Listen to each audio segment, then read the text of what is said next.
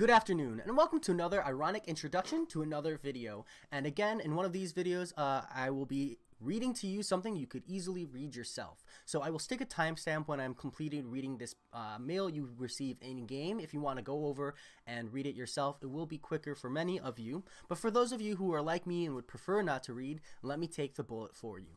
So, as ado, greetings Summoner. Antlantean coral has been scattered across the battle realm. Starting June 5th, 10 AM PDT, you can collect it by completing various quest content and use it to open Antlantean rifts. These rifts are similar to previous rift events. You will get a bonus reward on top of any quest rewards when you complete an Antlantean rift. Antlantean coral is divided into 4 tiers, meaning you'll need to collect the correct tier to enter your preferred difficulty.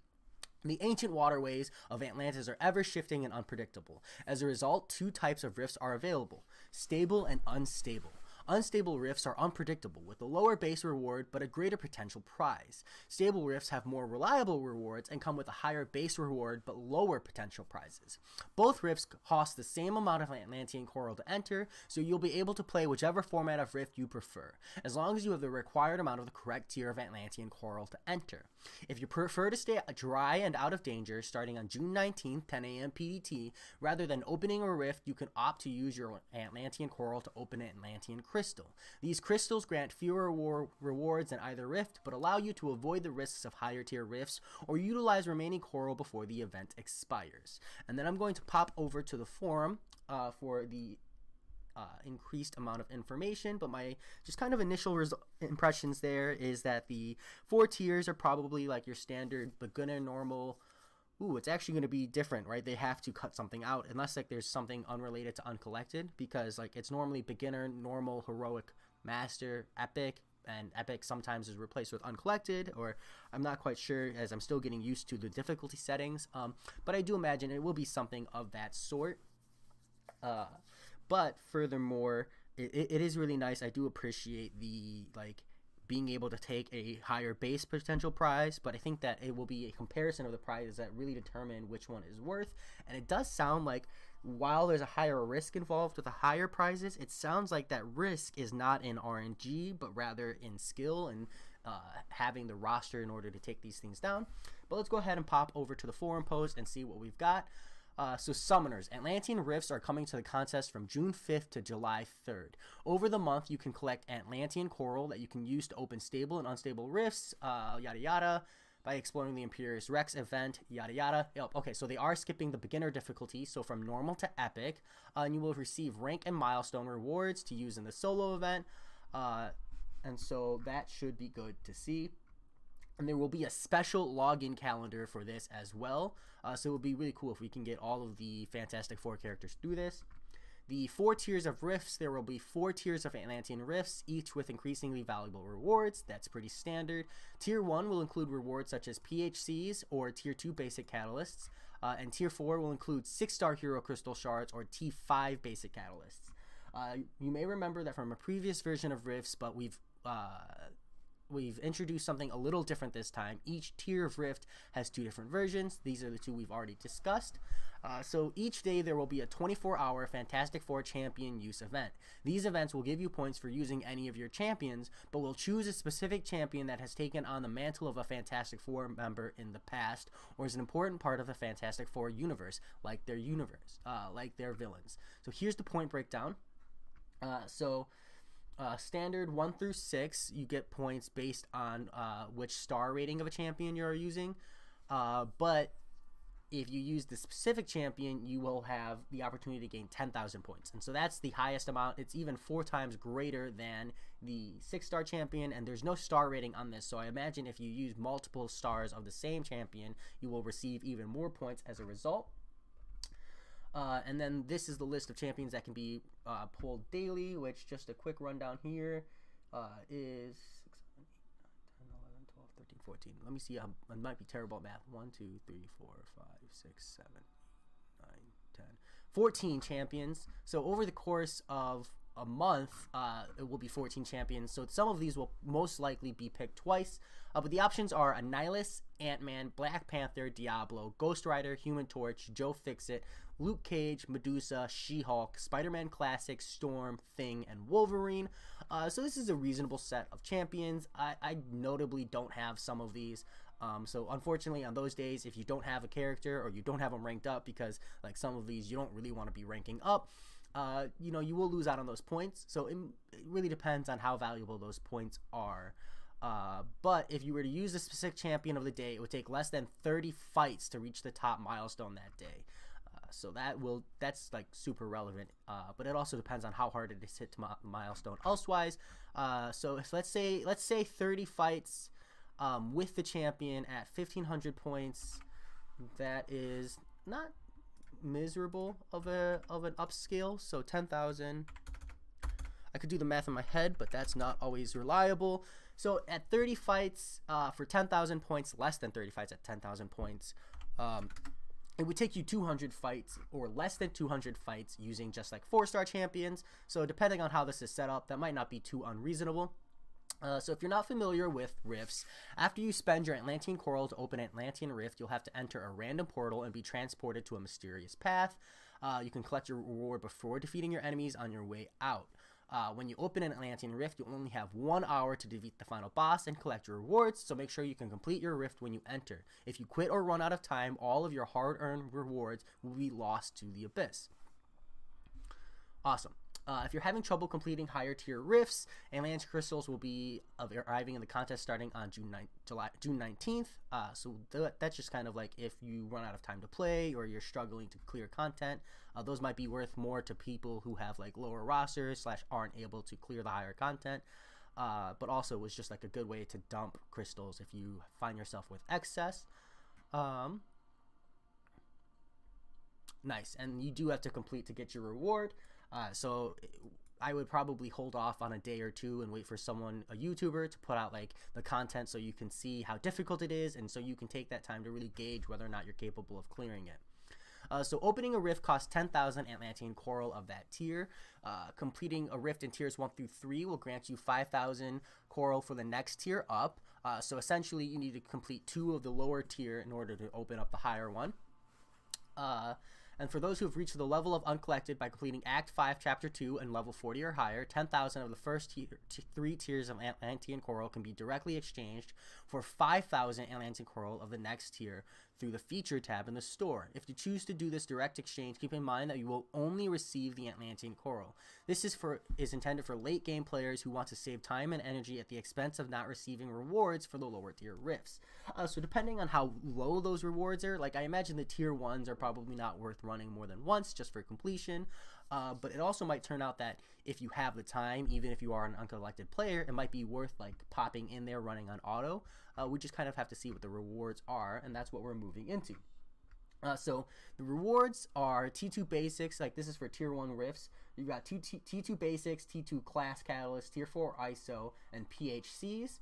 As for the unstables, you've got T2 basics, T2 basic, T2 class, T4 ISOs, and PHCs. Interesting. With the major difference being the drop rates. So it looks like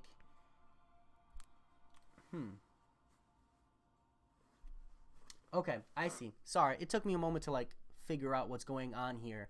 But the difference here is that with the stable ones, you are getting fragments, and pretty much just fragments. And as far as like the premium hero shards, you're getting less. But on the unstable side, you are getting, well, like things on the ISO, you're getting twice the amount. But you are getting completed catalysts instead. So there's a lot more value here. Even though it's really not a whole lot more because of how much it costs to make these catalysts in the first place. But you do get a whole lot more value if you reach that drop rate. But it is notable that the drop rate of premium hero crystals is actually like reduced. So the total drop rate over here is 45%, as well as it remains the same over here. And while your drop rate chance, like, I'd almost make the argument that if you're just farming for premium hero crystals, you're probably just better off here. Just because, you know, your odds of getting something good are a little bit higher, but let me do a quick rundown of that. That's just 3,250 versus an average of... Okay, so it's a little bit better when you run the unstable ones, but for time's sake, it might not be worth running the tier 1s. It's tough to say. I'll have to run it and open up a few just to see for myself, but my gut instinct is time-wise, you're probably off just farming this, since it's just premium hero crystals to begin with, but the unstable ones are probably going to be easy if you are uncollected, so this is probably going to be worth your time, just since you might be able to auto through it regardless. If you can't auto through this as an uncollected player, then, you know, that evaluation becomes different. But moving on to the T2 rifts, it's the same setup where you get like a pretty good chunk of fragments if you do the stable one, right? That keeps it worth running. Oh, here's a big difference. But if you run the unstable version, you have chances at awakening gems instead of the other type, and it is notable that you have a 10% chance at a 3-star crystal with a 10% chance at half a 3-star crystal essentially, whereas in the unstable you have 10% chance at a full 3-star crystal. So that's pretty good, and the overall amount of shards you get here is strictly better on an average basis, but the tier 1 alpha catalyst is the same. So if you're running this strictly for the T1 alpha catalysts, you're just better off running stables, just so you can consistently get the drop, right? Like essentially the way these will work is every time you fail, you are lowering your overall drop rate. Like if you risk unstable, you are lowering your overall drop rate and you should have just been running stable. But if you can successfully clear this every single time, unstable will always be more worth. Just something to keep in mind. And honestly, I don't know if awakening gems are worth making a mistake and screwing up. Again, I think that a lot of times stable is more worth. Definitely the higher you go, the more likely you will be to be running stable.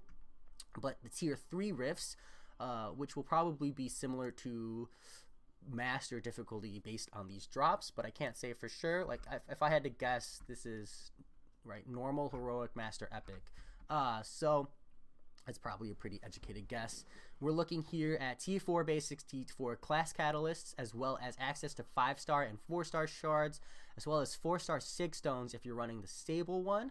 But if you run the unstable version, you have a small % drop rate at a 4-star class awakening gem, as well as notably a less amount. Yes, this looks like less crystals. Okay, I'm gonna have to do a full reward analysis here. Unfortunately, I can't give you my response here initially, as this is going to be a lot of math, and I don't want to make you waste your time. But if someone else puts it out before me, I would highly suggest you look into that. I know Prof Hoff is great with numbers. I'm okay with numbers. I'm better than your average person, but this might just be too much math for me to think it's worth my time. But looking at this, I really do get the impression that because of the opportunity for this class awakening gem, which by far makes this worth, I'm not trying to say it doesn't, I just get the impression that you actually have less crystals available to you here than you do over here, and if not, at the very least, it's much lower. Like it feels much lower, but I can do the math analysis on that in a future date. And finally, the tier 4 rifts will have T2 alphas in them, either fragments or catalysts, depending on which version you're running, T5 basics, and then your access to your 6 and 5-star crystal shards, as well as 5-star SIGs over here. And then notably, you do have access to 5-star class awakening gems over here. I imagine this will be very difficult content, and I doubt that I'll be able to clear this kind of content, just because I'm already struggling with the uncollected deck content right now. But hopefully by the end of the event, I'm able to pound through this. The real question will be if they stick the 8-hour time gate on this, because that's what will make running these rifts much harder. You won't have as much time to build your roster before the end of the month. But those are the rewards. That's what we're looking at. Hopefully, if someone else hasn't beat me to the punch, I'll be able to get like number crunching down on those rewards in the future. But I definitely do think that if you can do it, the unstable rift is worth the time and effort, right? Like, let's just say the only difference between the stable and the unstable is the amount of focus you have to have in the game. Like, say you can auto-stable, but you have to actually try an unstable. I'm going to say it's always going to be worth it as long as you can 100% clear consistently each time. But the instant you find yourself in a position where you are using units or failing to clear, I'm going to say drop down to stable and run that, and or hold your rift opening until you feel like you're running out of time, just because you might be able to build your roster up in a couple weeks if you really play a lot. I know that's what I'll be planning on doing. But hey, let me know if you guys are excited about this. I'm pretty pumped. This looks really, really exciting, and I hope that the unstable rifts and the stable rifts are like really good variety, and they offer a lot of interesting dynamic changes to the game, at least for like this 1 month event. I love these. I think these are what makes the game thrive. But that said, I've probably talked longer than I should have. So I'll talk to you later.